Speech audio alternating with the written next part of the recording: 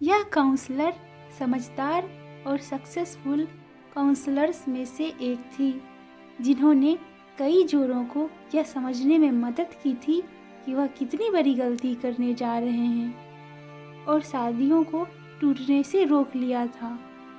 इस मीटिंग में आने वाले सभी कपल्स के दिमाग में यही चल रहा था कि उनके घर के बड़े बुजुर्ग जिस बात को नहीं रोक पा रहे थे, उसे रोकने के लिए ये काउंसलर क्या कर लेगी।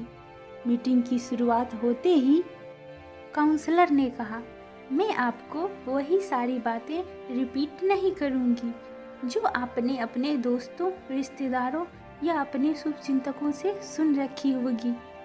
मैं आपको एक गेम खिलाऊंगी।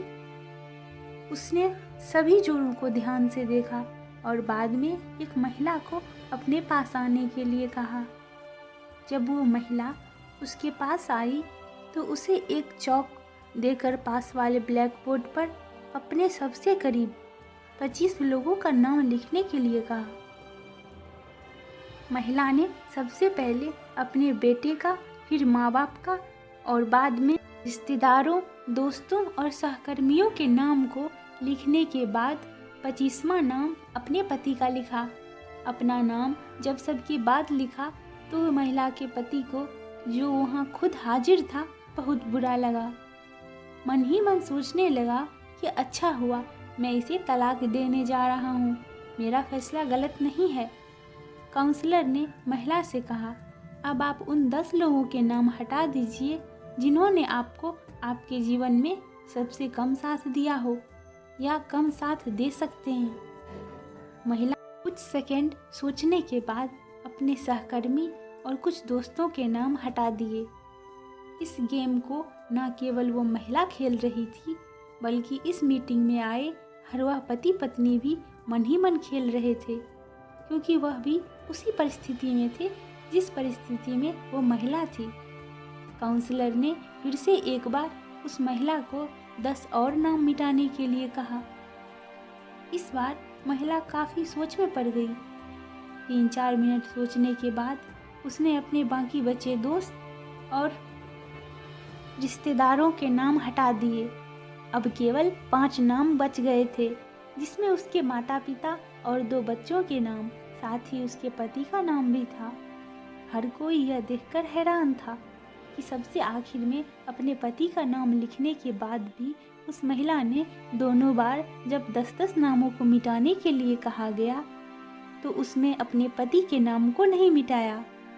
काउंसलर ने अब उस महिला की तरफ देखा और बोली, आपको 2 नाम और मिटाने होंगे। महिला अब दुविधा में थी। वह काउंसलर की तरफ ऐसे देख रही थी जैसे कह रही हो कि मेरे साथ ऐसा जुल्म मत करो।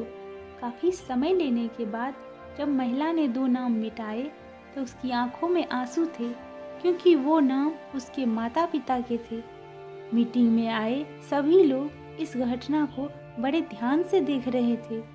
उन्हें हर बार आश्चर्य हो रहा था, लेकिन इस बार कुछ ज़्यादा ही हुआ, क्योंकि सब मान रहे थे कि जब सांस देने की बात हो तो कोई भी व्यक्ति अपने माँ बाप का नाम नहीं मिटा सकता। काउंसलर यहीं पर नहीं रुकी।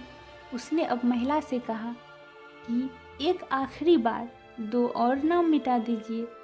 महिला की हालत ऐसी हो गई जैसे कोई उसे सजा दे रहा हो।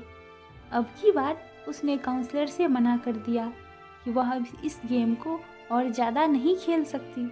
काउंसलर ने उसे समझाया कि आपको सिर्फ नाम मिटाने हैं, यह एक गेम है, इससे ज़्यादा और कुछ नहीं।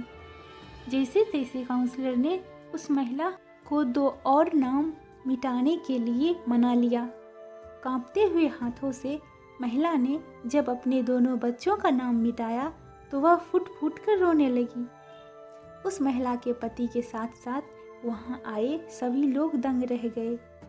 वहाँ आए सभी लोगों का यही सोचना था कि चाहे कुछ भी हो जाए, महिला तो बच्चों का नाम नहीं मिटा सकती। काउंसलर ने उस महिला को अपनी जगह पर जाकर बैठने के लिए कहा। काउंसलर ने वहाँ आए लोगों, सभी जोड़ों की तरफ ध्यान से देखा जो उतने ही दुखी थे जितनी कि ये महिला थी। काउंसलर ने उन सभी से पूछा कि महिला ने ऐसा क्यों किया। कोई भी उस सवाल का जवाब नहीं दे रहा था, दे नहीं पा रहा था या देना नहीं चाहता था। अंत में काउंसलर ने उस महिला को खड़े होने के लिए कहा और उसी से ऐसा करने का कारण पूछा। महिला बोली, चाहे अभी मेरे और मेरे पति के बीच कुछ प्रॉब्लम चल रही है, लेकिन जब साथ देने की बारी आती है तब वह हमेशा मेरे साथ खड़े रहते हैं।